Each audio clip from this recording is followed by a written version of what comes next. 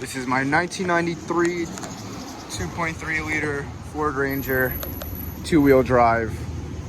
I'm experiencing a fuel pressure leak overnight. So cold starts, I'd have to cycle the key about 2 times just to get it started. Really hoping it's not the fuel pump because I do not have a garage here in New York. So I'm not trying to take off this bed to access it.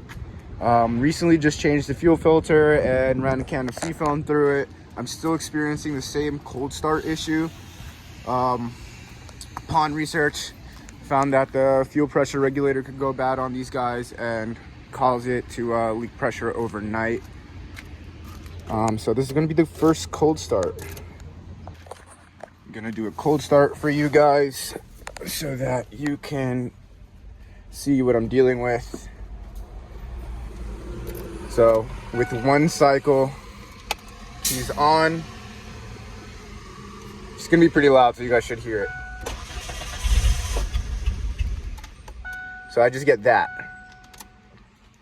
Unless I cycle the key, build up some pressure, and she'll start right up.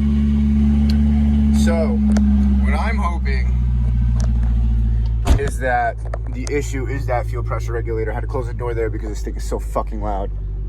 I am hoping it is that fuel pressure regulator, so I'm going to take you guys through that right now.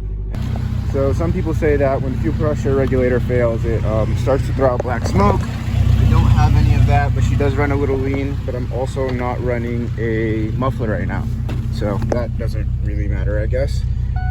As well as the fact that I'm pretty sure I've burned through my cat as she pops on deceleration.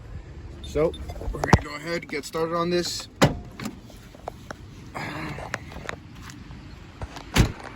Popping open the hood. First glance, it looks like we might have to take off the AC compressor here to access the fuel pressure regulator, which is sitting on the fuel rail right here, right next to the manifold. So I honestly, it's Allen keys, but what I find strange about this one, the Allen keys are backwards, so I'd have to access them from the bottom up. So I think I'm probably gonna have to take off this compressor and a few of these, maybe the ICM harness and maybe that fuel injector harness there. And yeah, so I'll update you guys along the way. I'll show you all the tools that I will be using and what I have on hand for this job. It shouldn't be much, it shouldn't take too long. Should be fun. All right, so just unpacked all my tools. What we have for tool wise, just a assortment of random wrenches. We have some extensions here. We got this big bitch because this is the only way to get the tensioner off of the accessory belt. I like to use these little wrap tools to remove any like clips, just because everything's brittle. It's about 30-year-old truck. Adjustable wrench, never know when you'll need it. Needle nose pliers and the rounded ones, just in case I have to pull something, because by the looks of it, the new filter does have that O-ring right at the bottom.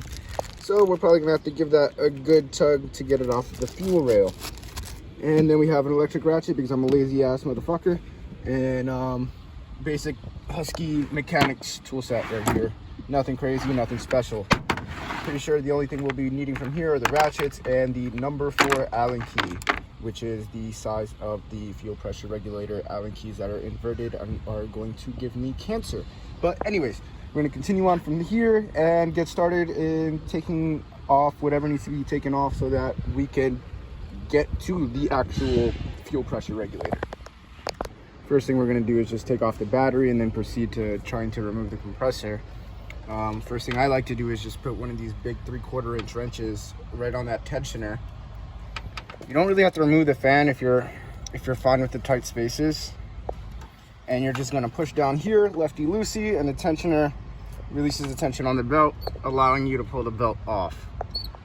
All right, so you remove that clip. I'm gonna hit these 4 bolts real quick, move this forward a bit, and go from there. Okay, once those 4 are out, you should be able to pull this up and forward. As you can see here, it's heavy, so I can't just like one-hand it right now, but you're gonna pull that forward, and then we should have a little bit more room to work on this fuel pressure regulator. So I moved the compressor forward about 1 inch here.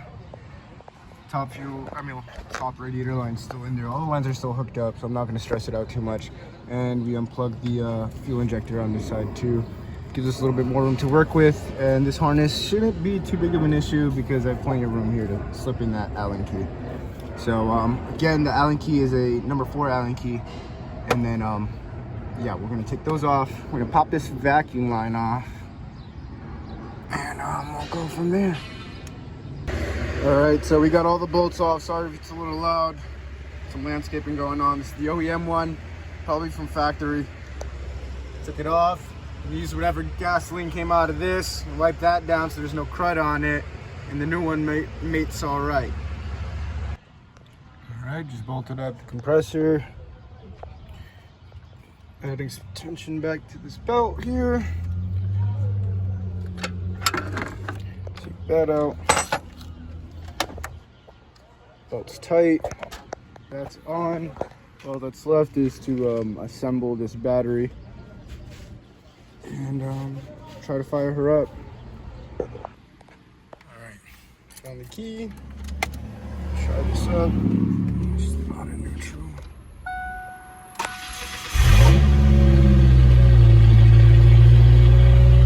All right, that's a good start. I will check in again.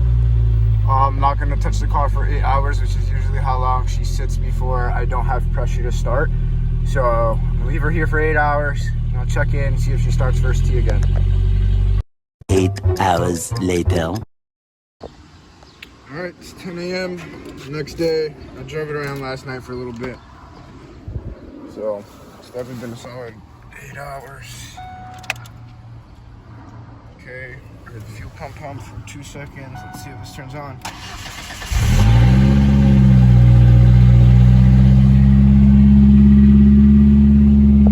Well, she has turned on. I will say this though, yesterday, after stopping and going at night, turned her on. She idled a little funny for a second, but I'm just gonna give her the benefit of the doubt for the next 2 days and just call it that the part's breaking in, or that the computer has to relearn it. Only reason why I say that is because I did notice the vacuum port on top of the fuel pressure regulator was a bit smaller than the Motorcraft one from factory. And well, being that the truck did start after cold start, that means the leak is gone, and that just means I can go out and invest more money into a better part. So just placed the order from Rock Auto. I'm gonna go ahead and replace the fuel pump anyway because I just don't need any more surprises down the way. And that'll be the next video. Stay tuned for that, and more Ford Ranger maintenance.